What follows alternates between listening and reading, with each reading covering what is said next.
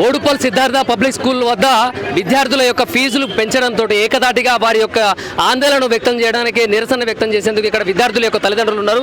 ప్రతి ఏటా 5% పెంచుతామని చెప్పేసి చేరేటప్పుడు ఒకలా మాట్లాడి చేరిన తర్వాత ఇయర్ ఏడాదికి ఫీజులు పెంచుకుంటూ పోతూ తమ భవిష్యత్తుని ఆగం చేసే పరిస్థితుల్లో యాజమాన్యం ఉన్నదని చెప్పేసి కూడా తమ ఆవేదన వ్యక్తం చేస్తున్నారు. ఇక్కడ చాలా మంది మహిళలు ఉన్నారు, అదేవిధంగా పిల్లల యొక్క తల్లిదండ్రులు అందరూ కూడా ఇక్కడ వచ్చి ఉన్నారు. చూడొచ్చు మనం, ఎందుకంటే దాదాపుగా పొద్దున ఉదయం నుంచి మొదలుకుంటే ఇప్పటి వరకు గంటల తరబడి ఇక్కడ కూర్చొని తమ నిరసన తెలియజేస్తున్నారు. వారితో మాట్లాడించే ప్రయత్నం చేద్దాం. ఏంది ప్రధానంగా వారికి వచ్చినటువంటి ఇబ్బంది ఏంటి, వారు ఎదుర్కొంటున్న సమస్య ఏంటి అనేది కూడా తెలుసుకుందాం. వారికి న్యాయం చేయాలి అని చెప్పేసి అయితే ప్రభుత్వానికి నిరసన తెలియజేస్తున్నారు. అడిగి తెలుసుకునే ప్రయత్నం చేద్దాం. మేడం నమస్తే, చెప్పండి ఏంటి మీరు ఇంత ఇదిగా ప్లకార్డులతోటి ఇక్కడ మీ యొక్క నిరసనని ఒక స్కూల్ ముందర నిలబడ్డారు, ఎందుకు ఇక్కడ నిలబడాల్సి వచ్చింది, మీ యొక్క సమస్య ఏంటి, ప్రభుత్వానికి ఏం చెప్పాలనుకుంటారు? ఫీజులు అండి, ఫీజులు చాలా పెంచుతున్నారు. 5% జాయిన్ అయ్యేటప్పుడు 5% ఇంక్రీజ్ అని చెప్పారు, 25% దాకా పెంచుతున్నారండి. ఎలా కట్టాలి? జాయిన్ అయ్యేటప్పుడు ఒక విధంగా, జాయిన్ అయిన తర్వాత ఇంకో విధంగా ఉంటే ఇలా తగ్గించాలి అని మేము ఏం చదువుతున్నాడు మీ బాబు? Second class. ఎంత ఫీజు? 76,000 వేశారండి. 20% పెంచారు. అంటే ఎంత అమౌంట్ ఎంత 11,000 పెంచారండి ఒకటేసారి. ఇద్దరు పిల్లలు ఉన్న వాళ్ళు ఇంకా చాలా కట్టాల్సి ఉంటుంది కదా అండి. మరి ఏంటి ఇలా పెంచుతున్నారు? మీరు యాజమాన్యం వాళ్ళు కలవరండి, రెస్పాండ్ అవ్వరు. ప్రిన్సిపల్ కలవలేదు, అవకాశం లేదండి. రిసెప్షన్లో మాత్రమే ఆన్సర్ చెప్తారు. ప్రిన్సిపల్ రిసెప్షన్లో ఉండే వాళ్ళదా స్కూల్? కాదండి, డైరెక్టర్ కలవరు, చైర్మన్ కలవరు, ప్రిన్సిపల్ కలవరు, ఎవరు కలవరు. ఓన్లీ న్యూ అడ్మిషన్ వాళ్ళని మాత్రమే కలుస్తారు. అది చెప్పుకుంటున్నారు రీజన్. నిన్న మాట్లాడారండి, 15% తగ్గదంటున్నారు చైర్మన్ గారు. 15% అంటే మాకు జాయిన్ అయ్యేటప్పుడు అలా చెప్పలేదు కదా. అంటే దానికి అందరికీ ఒకేలా పెంచుతున్నారా, లేకుంటే కొంతమందికి ఒకలా కొంతమందికి అండి? ఒకరికి 20%, 15%, 25%, 23%, 17% ఇలా ఉన్నదండి. వాళ్ళు ఇష్టం వచ్చినట్లు. మా బాబుకి అయితే ఫస్ట్ ఇయర్లో 9% అండి. ఇక్కడ పోవద్దని కొంచెం తక్కువ. నెక్స్ట్ ఇయర్ వచ్చేసి 25%, ఆ తర్వాత 21%, ఇప్పుడు వచ్చేసి 19%. అలా పెంచారు, ఇష్టం వచ్చినట్టు. తగ్గించాలండి, మాకు ముందు ఏం చెప్పారో అది మీదనే 5% మాత్రమే ఇంక్రీజ్ చేయాలి ఎవ్రీ ఇయర్. ఎడ్యుకేషన్ ఎలా ఉంటుంది? వాళ్ళ స్కూల్ యూనిఫామ్ విషయంలో ఏ విధమైన చర్యలు తీసుకుంటారు? ఎడ్యుకేషన్ అంటే నార్మలే అండి. యూనిఫామ్ ఇయర్ చేంజ్ చేస్తారండి, వాళ్ళ బిజినెస్ జరగాలని. ఒకసారి తీసుకుంటే 2 years వాడుకుంటాం కదా, మళ్ళీ వాళ్ళకి బిజినెస్ జరగదని ఇయర్ చేంజ్ చేస్తూ ఉంటారు వాళ్ళు. అట్లా ఉన్నది అది రూల్. చిన్న చేంజెస్ ఆ యూనిఫామ్లా. వాళ్ళే కదా ముందు చూజ్ చేసుకున్నది కూడా వాళ్ళే కదా, మళ్ళీ ఎందుకు చేంజ్ చేయాలి ఇయర్కి? మీరు చెప్పండి, మీరు ఎదుర్కొంటున్న సమస్య సేమ్ ఇదే సమస్యనా? మా బాబు 5th క్లాస్ అండి. లాస్ట్ ఇయర్ 4thలో 60,000 పే చేసాము, ఇప్పుడు 82,000 వేసారు, అంటే 25% పెరిగింది. మా పెద్ద బాబు వచ్చేసి 9th క్లాసు. వాడు ఫస్ట్ క్లాస్ నుంచి ఇదే స్కూలు. ఇప్పుడు 79,000 వాడికి. 9th అబ్బాయికేమో 79 వేశారు, 5th క్లాస్ వాడికేమో 82,000 వేశారు. అది ఎలా అండి? ఇప్పుడు మాకు ఆఫీస్లో కూడా అంతా పెంచారు కదా, మేము ఎలా కట్టాలి? మాకు ఇద్దరు పిల్లల మీద 20,000 పెరిగింది ఒకేసారి ఇయర్లీ.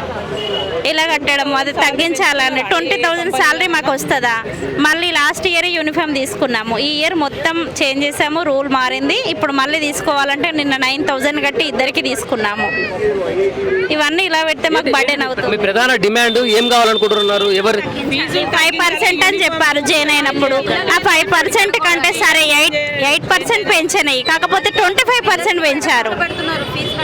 అలా మా డిమాండ్ అండి 5 to 8% అంటే ఓకే. మరి 15, 17, 19, 20, 23, 25 ఇష్టం వచ్చినట్లు పెంచుతున్నారు. మీరు చెప్పండి మేడం, మీరు కూడా ఇక్కడ చాలాసేపు నుంచి నిలబడ్డారు, ఏంటి ఏమంటున్నారు? మీరు యజమానిని కలిసే ప్రయత్నం చేశారా? మేము లాస్ట్ ఇయర్ అడ్మిషన్ తీసుకున్నాము. వాడు PP1 LKGకి తీసుకున్నాము అడ్మిషన్ తీసుకున్నప్పుడు మ్యామ్ ఏం చెప్పింది? ఈ ఇయర్ ఫీజ్ స్ట్రక్చర్ వచ్చి 53,000 అన్నది, అడ్మిషన్ ఫీజు వచ్చేసి 30,000 అన్నది. నెక్స్ట్ ఇయర్కి ఎంత ఇంక్రీజ్ అవుతుంది? మా హస్బెండ్ అడిగాడు, అంటే 5% అవుతుంది. అంటే మేము ఆ క్యాలిక్యులేషన్ వేసుకొని సరే మేము 10th వరకు అఫోర్డ్ చేయగలుగుతాం అని చెప్పి సరే అని అడ్మిషన్ తీసుకున్న తర్వాత ఈ ఇయర్ వచ్చేసి 17% ఇంక్రీజ్ చేసి PP2కి 62,000 స్ట్రక్చర్ అని MCBలో పెట్టేసి మేము ఎట్లా అఫోర్డ్ చేయాలి దాన్ని? అది అడగడం. వాళ్ళు ఏమన్నారు, నిన్న ఇంతసేపు మేము ఇంత కొట్లాడితే నిన్న 15%కి చేసామని అన్నారు. ఆ 15% పక్కన పెడితే ఇప్పుడు 53,000 ఎక్కడ 62,000.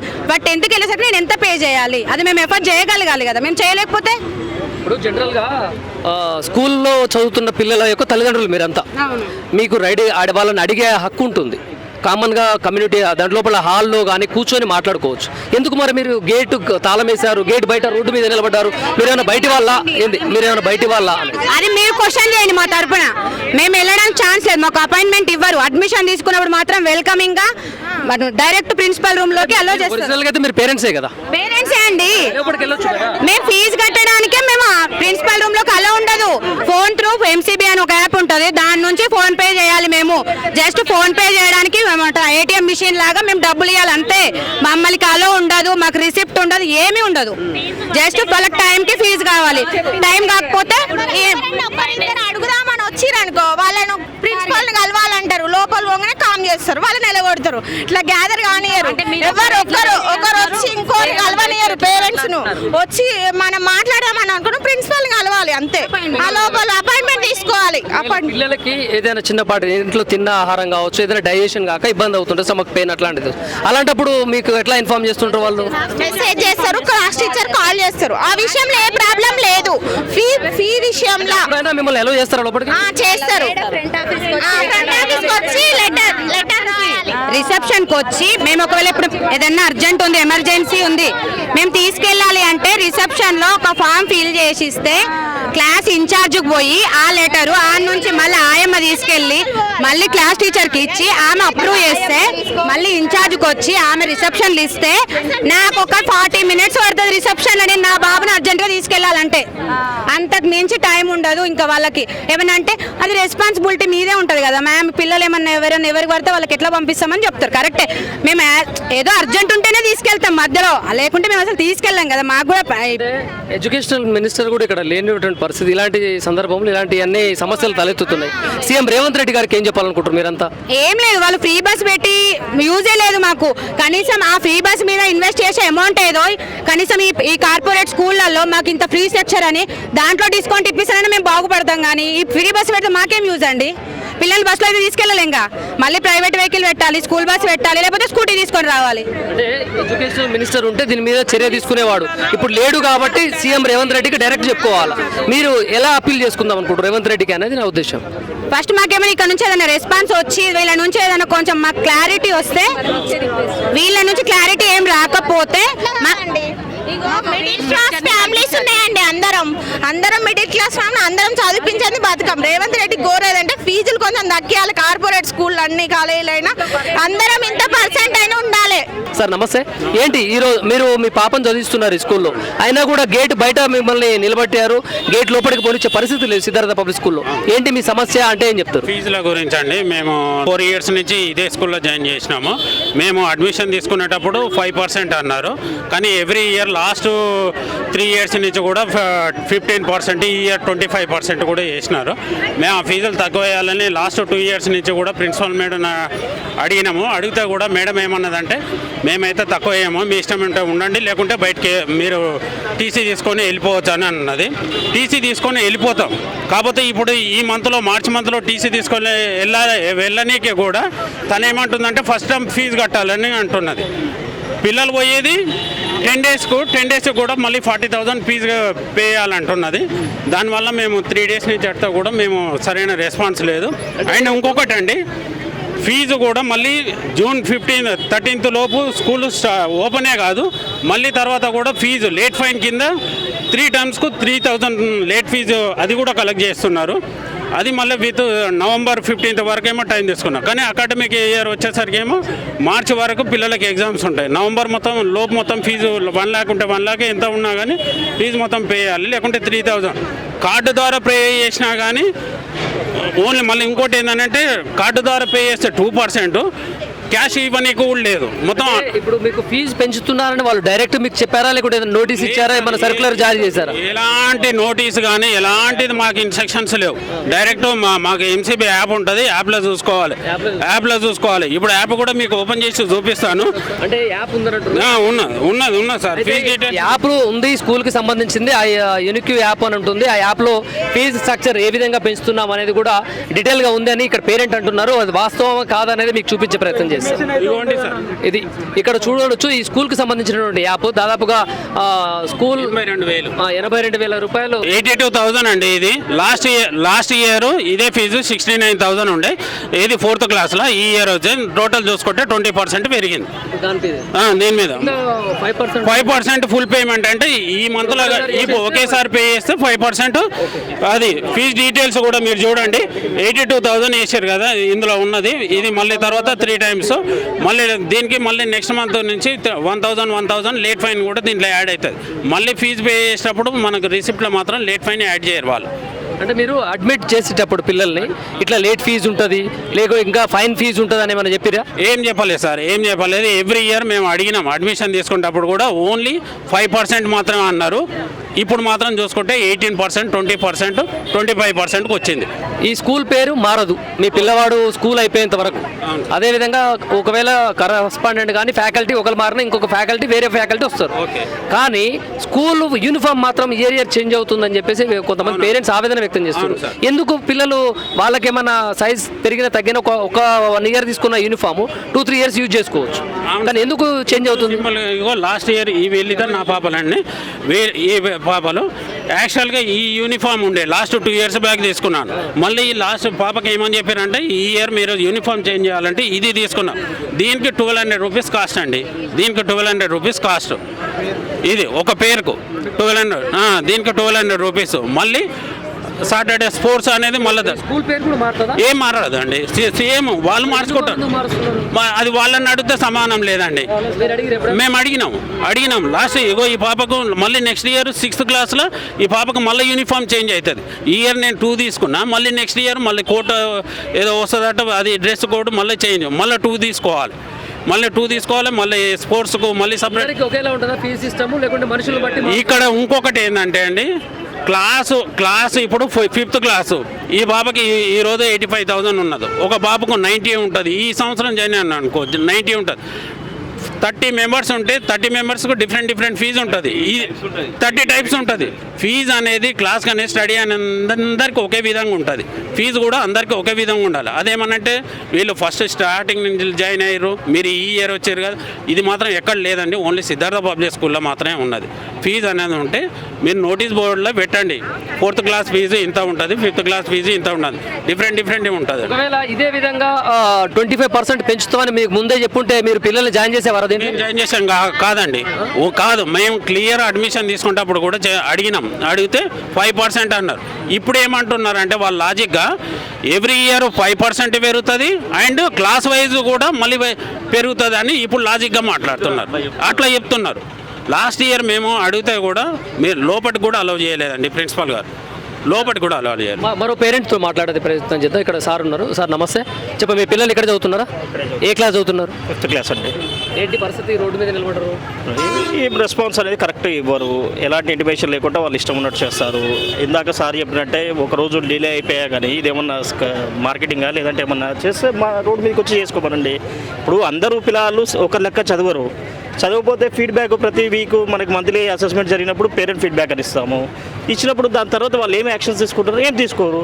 మొన్న లాస్ట్ అసెస్మెంట్ అయినప్పుడు మా అబ్బాయితో అడిగాను, మేడం ఏం ఇంప్రూవ్మెంట్ అయిపోయింది, ఇంత ఫీజు కట్టేయమంటే మాకు కూడా బాధేస్తుంది అంటే ఫీజు కట్టకపోతే ఉండరు కదా. స్పోర్ట్స్ అంటారు, స్పోర్ట్స్ ఇవ్వరు. ఎండలో నిలబెడతారు. స్కూల్లో ఎండలో నిలబెడతారు. 12:30కి అంటారు, 12:45 దాకా ఎండలో నిలబెడతారు. అంటే వాళ్ళ పిల్లల ఇంకేమన్నా అదే ఎండలో నిలబెట్టాల్సిన అవసరం ఏంది? క్లాస్ ఉంది, క్లాస్లో నిలబెట్టండి. అంతేగాని ఎండలో పావు గంట ఏంటంటే ప్రోటోకాల్ అంటారు. ఎవరు ప్రోటోకాల్? లాస్ట్ ఇయర్ మా బాబు మాల వేసుకున్నాడు. నేను మాలలో పంపిస్తే మాలలో ఇలా పంపిస్తారు, ప్రోటోకాల్ కాదంటారు. కంప్లీట్గా మళ్ళీ స్కూల్ డ్రెస్లో పంపించారు. నాకు రిలీజన్ నాకు ఉంటుంది. మీకు అలాంటి నేను క్లియర్గా మేడంకి ఒకటే చెప్పాను, మీకు ఉండే అంటే ఇది సీజన్. మీరు ఒక ప్రోటోకాల్ మనకు ఒకటి నోటీస్ బోర్డు ఉంది, నోటీస్ బోర్డులో పెట్టండి. లేదంటే యాప్ ఉంది, యాప్లో పెట్టండి. ఇది సీజన్ కాబట్టి మీరు కంప్లీట్గా ఇన్ఫర్మేషన్ ఇవ్వాలి. మీకు నేను ఒకటే క్వశ్చన్ అడిగాను, నాకు ఎలాంటి అందరి దేవుళ్ళు ఒకటే, ఎవరికి ఉండే రిలీజన్స్ వాళ్ళకు ఉంది. మరి మీరు ఎందుకు ఏ పరంగా హాలిడేస్ ఇస్తున్నారు? క్రిస్మస్కి అంటే మీరు క్రిస్టియన్ చేస్తున్నారా? లేదంటే క్రిస్టియన్ ఉంది, క్రిస్టియన్కి కృష్ణుని ఎవరిని ప్రోత్సహిస్తున్నారు? వాళ్ళు ఇష్టం ఉన్నట్టు అనుసరిస్తారు. ఫీడ్బ్యాక్ అయితే ఎలాంటిది లేదండి. ప్రతిసారి పేరెంట్ ఫీడ్బ్యాక్లో ఇస్తున్నాము, ఎలాంటిది లేదు. ఫీజు ఒక్కరోజు డిలే అయిపోయినా కానీ పెనాల్టీ అంటారు. అది మాత్రం దీని మీద ఏంటి? అది 4,000 దేనికి? అది ఇప్పుడు మీరు ఫీజుని బుక్స్ అంటారు, ఏం బుక్స్ అండి? బుక్స్ దేనికి అంత అనగా కాస్ట్ ఏం చెప్తున్నారు? సగం బుక్కులు ఖాళీ ఉంటుందండి, సగం బుక్ ఖాళీ ఉంటుంది. లాస్ట్ ఇయర్ బుక్స్ ఇప్పటికీ సగం ఖాళీ ఉంది. ఎందుకు వాడుతున్నారు? ఒక్కొక్క బుక్ మూడు బుక్కులా? మరి ఎందుకు వాడట్లేదు? ఆ 3 బుక్కులు ఎందుకు వాడట్లేదు? సరే, ఇప్పుడు అందరు స్టూడెంట్స్ 100% వచ్చినాక ఈ ఎందుకు ప్రాబ్లం ఏంటి? అందరూ 100% రాదు కదండి. ఎవరైతే లో ఉన్నారో వాళ్ళకి ఏం యాక్షన్స్ తీసుకుంటున్నారు, ఏం ఇంప్రూవ్మెంట్ చేశారు? డిమాండ్ ఏంటి చెప్పండి. మా డిమాండ్ ఏం లేదు, ఫీజు ప్రతిదీ ఒక కస్టమైజ్డ్ ఉండాలి. 5% అన్నారు, మేము 5% ఇవ్వండి, మేము కూడా చేస్తున్నాము. అదే విధంగా ఏ విధంగా అయితే నువ్వు ఎలా ఎక్స్పెక్ట్ చేస్తున్నావు, ఎడ్యుకేషన్ పరంగా కూడా మేము కూడా అలా ఎక్స్పెక్ట్ చేస్తున్నాము. సార్, ఇప్పుడు మేము ఇంత కష్టపడి ఒక్కొక్క పేరెంట్స్ ఇంత కష్టపడి ఫీజు కట్టడంలో ఎలాంటి ఇబ్బంది లేదు. అంటే అన్లెస్ మా అబ్బాయిలు ఎవరైనా పిల్లలు చదువుకుని బాగుపడతారు అనుకునే కడుతున్నాము. మరి అంత ఇంప్రూవ్మెంట్ చూపించట్లే కదా. ఏ విధంగా చూపించారు? ఏం యాక్షన్స్ తీసుకున్నారు? పిల్లాడు వీక్గా ఉండే అంటే ఎంత ఇంప్రూవ్మెంట్ చేయించారు? అంటే తెలంగాణలో ఏమైందంటే ఎడ్యుకేషన్ మినిస్టర్ లేకపోవడం వల్ల అది సీఎం రేవంత్ రెడ్డి గారి చేతుల మీద, వాళ్ళ చేతుల్లో ఉంది కాబట్టి సరైన యాక్షన్ తీసుకునే పరిస్థితి లేదు. ఇప్పుడు సీఎం రేవంత్ రెడ్డికి మీరు ఏం చెప్పాలనుకుంటున్నారు? ముఖ్యమంత్రి చేయాలనుకునేటే మరి వాళ్ళు చెప్పిన విధంగా అయితే జరగట్లేదు. ఏమి ఆయన చేతుల్లో ఉంది కాబట్టి హెల్త్ చర్య తీసుకోవాలి కదా. అది చేయాలి కదా. ఇంతమందికి కనబడుతుంది, 3 రోజులు జరుగుతుంది. ఏమి యాక్షన్ తీసుకున్నారండి? దీని మీద రివ్యూ చేసిరండి. లాస్ట్ వీక్ దీని మీద రివ్యూ చేసినారు, కానీ రివ్యూ అక్కడనే ఉన్నది. ఇంతవరకు ఇక్కడ మాత్రం ఎవరు వాళ్ళు ఏం చేయలేకపోతున్నారు. ఇది వీళ్ళు కాదు ఎవరు కాదు, వీళ్ళు మెయిన్ లాస్ట్ ఆ గవర్నమెంట్ చేతిలో లేదు కదా. ఇప్పుడు ప్రస్తుతం ఈ గవర్నమెంటే కదా చర్య తీసుకోవాలి. ఇప్పుడు అడుగుతూ ఒకటే చెప్తున్నారు, మీకు హ్యాపీగా లేకపోతే తీసుకుపోండి అంటున్నారు. 3 సంవత్సరాలు 4 సంవత్సరాలు చదివించినప్పుడు నువ్వేమి ఇంప్రూవ్మెంట్ చేశావు? యాజమాన్యాన్ని కలిసే ప్రయత్నం చేశాము. ఎలా చేయరు? మొన్న కలిసారు అంతే. మీకు హ్యాపీ లేకపోతే వెళ్ళిపోవని డైరెక్ట్ చెప్పట్లేదు. మీకు హ్యాపీ లేకపోతే ఉన్న టర్మ్ ఫీజు కట్టండి. నేను లేనండి ఆ మాట. మధ్యలో తీసుకెళ్ళి ఎక్కడ జాయిన్ చేస్తాం? తీసుకెళ్ళి ఇప్పుడు 8th క్లాస్ వరకు ఇందులో జాయిన్ ఉన్నాడు. ఇప్పుడు వేరే దగ్గర తీసుకెళ్తే అంత స్టాండర్డ్ లేదు. మళ్ళీ వాడు ఎగ్జామ్ పెడతారు అక్కడ స్టాండర్డ్ లేకపోతే ఏ క్లాస్లో కూర్చోబెడతా తీసుకెళ్ళి? మరి ఫీజు అంతా వాపస్ ఇస్తారా? ఇప్పుడు గోవాల రిటర్న్ ఇస్తా అంటే తీసుకెళ్ళిపోతాం. అట్లనే ఫస్ట్ నుంచి 8th వరకు ఇందులోనే ఉన్నాడు. ఇప్పుడు మళ్ళీ వేరే దగ్గరికి వెళ్తే అక్కడ కూడా అడ్జస్ట్ అవ్వాలి కదా పిల్లలు కూడా. ఫీజు మా బాబుకి, చిన్న బాబుకి 2 years బ్యాక్ జాయిన్ చేశాను. అప్పటికి ఇప్పటికి 40% పెరిగింది. Every year 20%. లాస్ట్ ఇయర్ అయితే చెప్పారు స్టాండర్డైజేషన్ అని చెప్పారు. మరి ఈ ఇయర్ కూడా దాని మీద 20% పెంచారు. అడిగాము, అడిగితే చెప్తున్నారు అసలు అంటే మీరు ఇప్పుడు జాయిన్ చేశారు కాబట్టి ఈ ఇప్పుడున్న పిల్లలకి ఈక్వల్గా పెంచామని ఏదో లాజిక్ చెప్తున్నారు. దాని మీద ఇప్పుడు సరే లాస్ట్ ఇయర్ పెంచారు, ఒక స్ట్రీమ్లో అయిపోయింది. మరి ఈ ఇయర్ కూడా ఎందుకు పెంచడం 18 to 20%? అడిగితే అదే చెప్తున్నాను. లాస్ట్ ఇయర్ ఒక లాజిక్ చెప్పారు. ఇప్పుడు లాస్ట్ టైం కూడా అడిగినాం కానీ వాటికి సో వాళ్ళైతే ఏం రెస్పాన్స్ చేయలేదు, వాటిపైన అయితే ఏం తగ్గించలేదు. సో ఈ టైం కూడా ఎవ్రీ ఇయర్ ఇట్లనే పెంచుకుంటూ పోతే ఎవరు కట్టలేని సిచ్యువేషన్స్ ఉంటాయి కదండి. సో అందరి ప్రాబ్లమ్స్ అర్థం చేసుకోవాలి వాళ్ళు కూడా, మేనేజ్మెంట్. మేము వాళ్ళు స్పందన అయ్యేంత వరకు మేము కంటిన్యూ చేస్తామండి అంతే. సో వాళ్ళు మాత్రం వాళ్ళు ఒప్పుకున్నంత వరకు 5% వరకు రావాలి.